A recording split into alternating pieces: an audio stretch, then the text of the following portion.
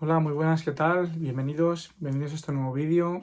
Y en este vídeo voy a retomar la sección de libros. Concretamente hoy vamos a hablar del libro de Cómo ganar amigos e influir en las personas, de Dale Carnegie. Que os tengo que decir que de los libros que me he leído hasta ahora es uno de los libros que más me han gustado, uno de los libros que más me han aportado y de hecho me lo he releído hace poquito otra vez para hacer el vídeo.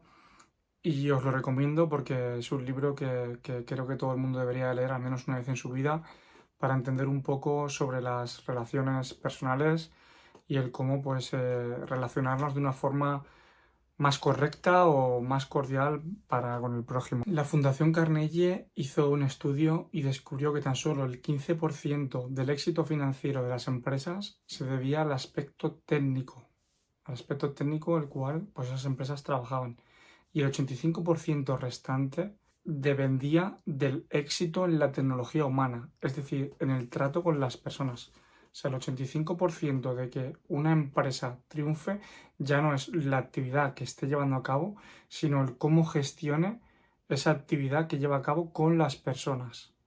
El origen de este libro se remonta a un estudio de la Universidad de Chicago, en el cual el objetivo del estudio era saber qué era lo que principalmente le gustaba o querían los adultos. Llegaron a la conclusión de que los adultos lo que principalmente querían era gustar a las personas, mejorar en sus interacciones y en general la gente. Lo que les importaba era todo relacionado con la gente. El resultado de ese estudio lo que provocó fue que esta universidad fuera a buscar a ver si había algún libro o algún texto o algo relacionado con todo esto, ¿no? Y como pudieron comprobar, no existía ningún tipo de información al respecto de cómo poder mejorar en estas interacciones con las personas.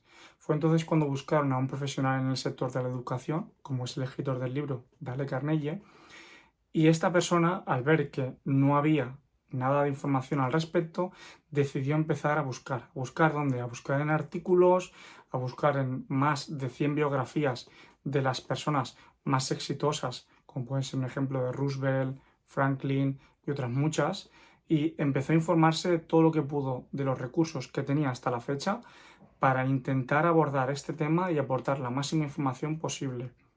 Todo esto empezó como un escrito, como una ponencia, y con el paso de los años ha acabado convirtiéndose en un libro. Concretamente, este libro fue escrito en el 1936, o sea, es un libro que tiene bastante tiempo, pero lo que me gusta de este libro es que a pesar del tiempo que hace que se escribió, conserva todavía la esencia y las cosas que dice en el libro no están desactualizadas porque son cosas que se pueden aplicar la gran mayoría a la actualidad. Y abordando el libro, pues el libro está dividido en 4 partes y cada una de esas partes tiene una serie de reglas concretas. Parte 1. Técnicas esenciales para tratar con el prójimo. Si quieres miel, no es puntapiés a la colmena. La crítica es inútil porque pone a la otra persona a la defensiva y por lo general ésta trata de justificarse. La crítica es peligrosa porque lesiona el orgullo, hiere su sentido de la importancia y despierta su resentimiento. Y nos cuenta una historia de un coordinador de seguridad de una obra que, cuando él, supervisando la obra, veía que algún trabajador no llevaba el casco de seguridad, con autoridad le decía que se pusieran el casco y que en consecuencia lo que tenía era una obediencia desganada. O sea, después de haberles dicho que se pusieran el casco, esta gente cuando se daba la vuelta se lo quitaban. Fue entonces cuando decidió probar algo diferente. Y cuando veía a alguno de los obreros que no llevaba el casco, él, con un tono amable y un tono más cercano, les preguntaba, oye, que es que el casco no es cómodo, no te gusta, no te gusta cómo te sienta, y informándole de que el uso del casco era por su seguridad, para que no les pasara nada, y sugiriéndoles que se lo pusieran, obtenía una obediencia mayor y se dio cuenta de que la gente le hacía más caso cuando él lo decía de esta forma que cuando lo exigía con autoridad. Por lo tanto, pues este ejemplo es un fiel ejemplo de si quieres conseguir miel, no des puntapiés a la colmena. Con un trato más cordial y más cercano, esta persona pues consiguió más que con el trato de autoridad de oye, poneros el casco que os lo ordeno yo y demás. Ahora nos dice, si quieres generar un resentimiento que dure décadas o hasta la muerte, solo tienes que hacer una crítica punzante. Y es que Benjamin Franklin sabía del poder de las críticas, por eso dijo, no hablaré mal de hombre alguno y de todos diré todo lo bueno que sepa. Sin duda, eso, entre otras muchas cosas, le llevó al éxito. Y ahora nos dice una reflexión de Thomas Carlyle, y nos dice: un hombre mide su grandeza por la forma en la que trata a los pequeños. Y de nuevo nos recalca la importancia de no criticar y de intentar entender y ponernos en la situación de la otra persona. Y ahora pasa a decirnos las 3 reglas de esta primera parte. Regla 1. No critique, no condene y no se queje. Y nos dice: solo hay un medio para lograr que alguien haga algo, solo uno. Y este medio es que esa persona quiera hacerlo. Y ahora nos dice una cita de Charles Schwab que decía: no hay nada que mate tanto las ambiciones de una persona como las críticas de sus superiores. Y es por eso que Schwab, al igual que Franklin, siempre ensalzaba a los demás y nunca los criticaba. Informaros de que Schwab era la persona a la que Andrew Carnegie, que fue una de las personas más importantes de Estados Unidos, una de las más ricas, le pagaba $1 millón al año por mejorar en sus relaciones personales, porque este le ayudó a mejorar en sus relaciones personales.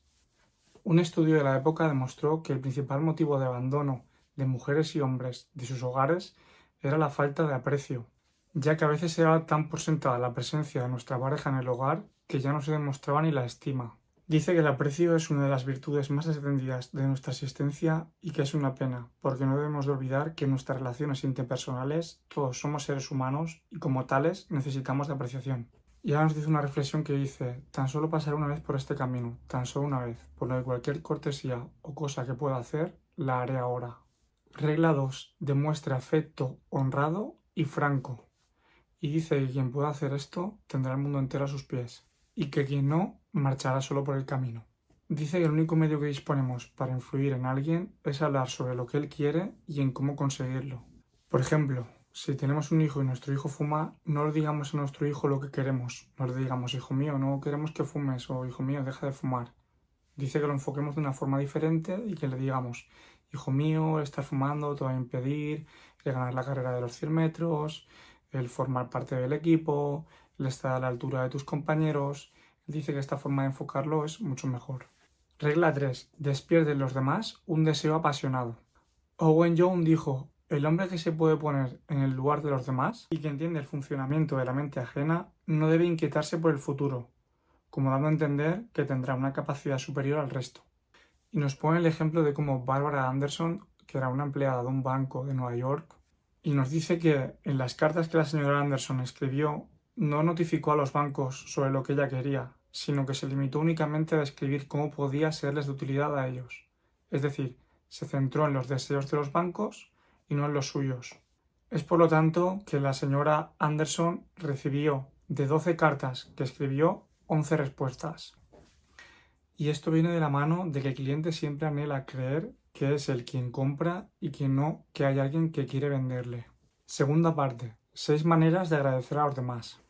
Regla 1. Interésese francamente por los demás. Y es que dice que podemos conseguir en 2 meses más amigos interesándonos realmente por esas personas que de los que podemos ganar en 2 años pretendiendo interesar a los demás en nosotros mismos. Y nos recuerda que si queremos atraer interés, tenemos que interesarnos por los demás. Y es que por lo general nos suelen interesar los demás cuando se interesan por nosotros. Regla 2. Sonría. Las acciones dicen más que las palabras, por eso una sonrisa expresa tanto. Pero habla de una sonrisa verdadera, una sonrisa que alegra el corazón, de las que vienen desde adentro. La gente que sonríe tiende a trabajar, enseñar y vender con más eficacia y crear hijos más felices. Una sonrisa es poderosa incluso cuando no se la ve. Nos sugiere que sonriamos hasta incluso cuando hablamos por teléfono. Tenemos que disfrutar cuando estemos con gente si es que queremos que los demás disfruten estando con nosotros. Y como consejo nos dice: hombre cuya cara no sonríe no debería abrir un local. Y para terminar también esta regla dice que no hay nadie que necesite más una sonrisa como aquel al que no le queda ninguna para dar. Regla 3. Recuerde el nombre de toda persona. Su nombre es el sonido más dulce y significativo en cualquier idioma. Nos dice que muchas personas sienten tanto orgullo por sus apellidos que tratan de inmortalizarlos a toda costa, como por ejemplo bibliotecas y museos que deben sus más ricas colecciones a personas que no querían que sus nombres desaparecieran del recuerdo de la humanidad. Incluso universidades que deben su nombre a donaciones. Roosevelt sabía esto, sabía que uno de los medios más sencillos y relevantes para conquistar la buena voluntad de alguien es el de recordar sus nombres y hacer que estos se sientan importantes. Un buen truco para hacerlo y que muchos de ellos utilizaban, tanto políticos como empresarios, era apuntar los nombres en una libreta junto a características que les permitían identificarlos. Algunos tenían hasta 10.000 nombres apuntados en estas libretas. Regla 4. Sea un buen oyente y aliente a los demás a que hablen de sí mismos. Recalca la importancia de prestar atención exclusiva a quien habla y que no hay nada que encierre más alabanza que eso. Habla de escuchar con oídos y ojos, y para ello es conveniente dejar de hacer cualquier cosa que estemos haciendo y centrarnos en escuchar. Y es que la habilidad de oír parece más rara que cualquier otra cualidad humana. Muchas personas, por ejemplo, llaman a un médico cuando en realidad lo que necesitan es alguien que los escuche. De modo que si quieres ser un buen conversador, primero sé un buen oyente. Para ser interesante, primero hay que interesarse. Regla 5. Hable siempre de lo que importa a los demás. Dice que el camino real hasta el corazón de una persona es hablarle de las cosas que más interesantes y preciadas le son. Roosevelt, por ejemplo, antes de cualquier encuentro o cualquier cita que tenía, siempre intentaba prepararse e informarse de las cosas, aficiones y hobbies que le gustaban a sus invitados. De esta forma mejoraba la comunicación y conectaba con ellos mucho más. Regla 6. Haga que la otra persona se sienta importante y hágalo sinceramente. Trate siempre de que la otra persona se sienta importante. El principio más profundo del ser humano es el deseo de ser estimado. Haz al prójimo lo que quieras que el prójimo te haga a ti y dale lo que quieras recibir. Para que la vida de una persona cambie completamente, puede bastar con que alguien le haga sentir importante. Háblele a las personas de ellos mismos y lo oirán por horas. Parte 3. Logre que los demás piensen como usted. No es posible ganar una discusión, ya que siempre hay alguien que pierde. Y solo hay una forma de sacar la mejor parte de una discusión. Solo una. ¿Y cuál es esa? El evitarla. Por lo tanto, regla 1. Solo hay una forma de sacar la mejor parte a una disputa, evitándola. Si discute y pelea, puede conseguir una victoria, pero será una victoria vacía, porque nunca tendrá la buena voluntad de la otra parte. Regla número 2. Muestre respeto por las opiniones ajenas y nunca le diga a alguien que se equivoca. Decirle a alguien que se equivoca solo hará que esta persona quiera devolverle el golpe, pero jamás que cambie de idea. Es por eso que el autor del libro, Dale Carnegie, ha dejado de decirle a la gente que se equivoca. Regla número 3. Si usted está equivocado, admítalo. Si de todas maneras se va a saber nuestro error, ¿no será mejor tener la delantera y aceptarlo? ¿No es mucho mejor oír la crítica de nuestros labios que de la censura y de los labios ajenos? Aparte de que se demuestra valor aceptando el error, es un gesto que incluso puede incrementar el respeto y la confianza hacia nosotros. Peleando no se consigue jamás lo suficiente, pero cediendo se consigue más de lo que se espera. Regla 4. Comience en forma amigable. A nadie le gusta cambiar de idea. A nadie es posible obligar por la fuerza a que encaje con nosotros, pero sí que es posible conducir a la otra persona hacia ello si somos suaves y cordiales. Y nos dice el dicho de una gota de miel siempre caza más moscas que un galón de hiel. Y para los que no lo sepan, el hiel es una sustancia amarga producida por el hígado. Regla 5. Consiga que la otra persona diga sí rápido. Cuando vayas a hablar con alguien sobre algo en lo que estás en desacuerdo, no empieces discutiendo las cosas en las que tenéis diferencias. Empieza hablando sobre las cosas en las que estáis de acuerdo. Intenta conseguir que la otra persona diga sí desde el inicio y evita un no como respuesta a estas primeras preguntas, ya que un no es un obstáculo muy difícil de vencer. El orador hábil pone en la conversación una dirección afirmativa, obteniendo desde el principio una serie de síes, cuanto más síes mejor, ya que de esta forma allanaremos el camino. Si en cambio empezamos con un no, esa persona por orgullo hará lo posible por mantenerse firme. Este método es conocido como el método socrático y era muy utilizado por Sócrates. Regla 6. Consienta que la otra persona sea quien hable más. Escuchar hablar a la otra parte tiene muchos beneficios. Y es que en el fondo muchos prefieren más hablarnos de sus hazañas antes que escuchar las nuestras. Y esto pasa hasta con los amigos, como cuando por ejemplo te preguntan sobre un tema y a lo mejor habiendo empezado o ni siquiera habiendo empezado te empiezan a hablar ellos sobre ese tema para ellos. O sea, realmente no estaban interesados en escuchar tu versión, ellos lo que querían era hablar de la suya. Regla 7. Permita que la otra persona crea que la idea es de ella. Al hombre hay que enseñarle como si no se le enseñara y proponerle lo desconocido como olvidado. Por otro lado, dejar que la otra persona sienta que la idea es suya, como dándosela a conocer de pasada, es el mejor medio para convertirlo y conseguir que se involucre más en esta. Regla 8. Trate decentemente de ver las cosas desde el punto de vista de la otra persona. Y es que ver las cosas desde el punto de vista ajeno puede facilitarlo todo. Regla 9. Muestra afición por los deseos e ideas de la otra persona. La especie humana ansía universalmente la simpatía. Y es que una frase como yo no le puedo culpar por cómo se siente, puesto que si yo estuviese en su lugar me sentiría de la misma forma o desearía lo mismo o querría lo mismo, nos pondrá en una posición más favorable con respecto a esa persona, obviamente dependiendo de la situación. Regla 10. Apele a los motivos más nobles. Esto se refiere a que si, por ejemplo, hemos establecido un contrato, hemos llegado a un acuerdo con una persona, que si esa persona se echa para atrás, que no vayamos a criticarle, acusarle o amenazarle, sino que le digamos de la forma en la que eso nos va a afectar, intentando hacerle ver que va a ser algo negativo para nosotros y decirle con buenas palabras que confiamos en que él vaya a cumplir con su parte del contrato como una persona noble, de buena bondad y demás. Es decir, que intentemos como involucrar su honor en esto, ¿no? O sea, que él sienta que está perdiendo el honor, fallando a su palabra, incumpliendo esa parte del contrato o del punto al que hemos llegado en común. Regla 11. Dramatice sus ideas. Esta parte se refiere a que hagamos principalmente nuestros mensajes más llamativos para llamar la atención así de la otra parte e intentar involucrarla emocionalmente. Esto, por ejemplo, lo hacen mucho en el marketing, en los anuncios y en muchas campañas publicitarias. Regla 12. Lance contacto un reto afable. Y esto quiere decir principalmente que intentemos fomentar de alguna forma la competición o una competencia para intentar así obtener unos mejores resultados, ya sea en una persona o en un equipo, puesto que de esta forma logramos estimular el deseo de superarse y de hacer mejor las cosas. Y ahora vamos con la cuarta y última parte. Sea un líder. Regla 1. Empiece con un elogio y aprecio sincero. Cuando alguien comete un error, primero haláguelo y cree un ambiente más receptivo para la comunicación. Posteriormente, corríjale de forma constructiva. Regla 2. Llame la atención sobre los errores de los demás indirectamente. Se refiere a no ir directamente a una persona a indicarle su error, sino de una forma sutil hacerle ver la forma o formas en las que podría mejorarlo. Regla 3.